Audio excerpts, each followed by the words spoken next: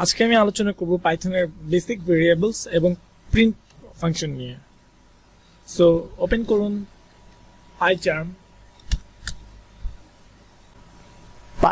আইডিটি ওপেন হওয়ার পর ফাইল থেকে নিউ প্রজেক্ট, দেন একটা প্রজেক্টের নাম দিতে হবে। আমি টেস্ট প্রজেক্ট দিলাম, ক্রিয়েট। সো প্রজেক্ট ক্রিয়েট করার পর আমরা ফাইল থেকে নিউ, দেন পাইথন ফাইল ক্লিক করবো। এখানে একটা নাম দিব টেস্ট। ওকে, তারপর এখানে আমি প্রিন্ট করব।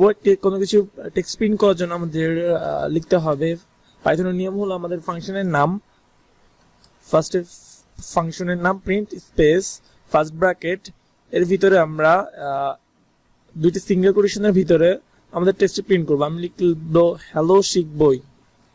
দেন আমি রান থেকে রানে ক্লিক করলে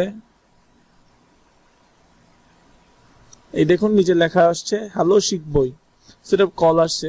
আর এখানে আমরা ডাবল কোটেশনের ভিতরে লিখতে পারি, এই দেখুন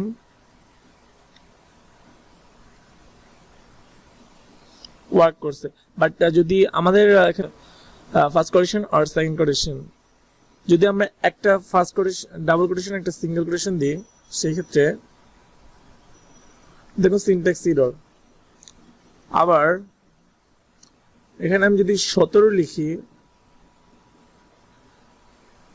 দেখুন 17 প্রিন্ট হয়েছে। নাম্বারের ক্ষেত্রে আমরা কোটেশন না দিব না, আর নর্মালি আমরা কোটেশন দেব টেক্সটের ক্ষেত্রে।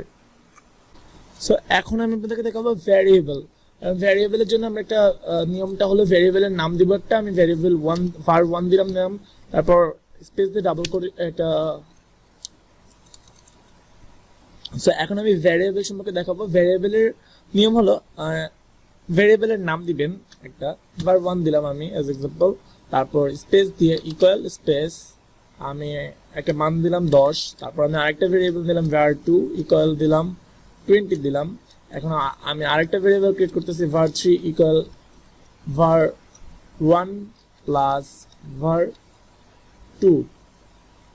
এখন যদি আমি প্রিন্টের ভিতরে var3 লিখি, দেন রান দিই, এখানে দেখুন 30 প্রিন্ট হয়েছে। এখানে 10 এবং 20 যোগ করার পরে আসতেছে 30, এবং var3 এর মানটা এখানে দেখুন var3 কি বহন করতেছে, var1 আর var2।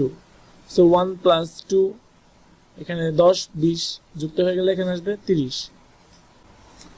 এখন আমি প্রিন্ট ফাংশনের আরেকটা বেসিক ফাংশন দেখাবো আপনাদেরকে। প্রিন্ট লিখবো, দেন আমি ফার্স্ট ব্র্যাকেট দিব, দেন এর ভিতরে যদি আমি লিখি হ্যালো আই এম রাজীব,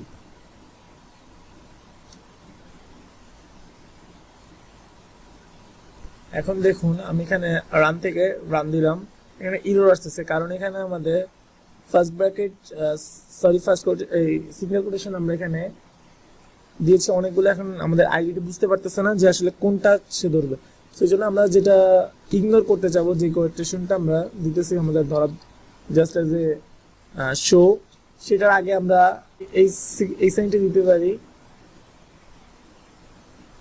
দেখুন এবার ওয়ার্ক করছে। অথবা আমরা ডাবল কোটেশন ইউজ করতে পারি শুরুতে এবং শেষে।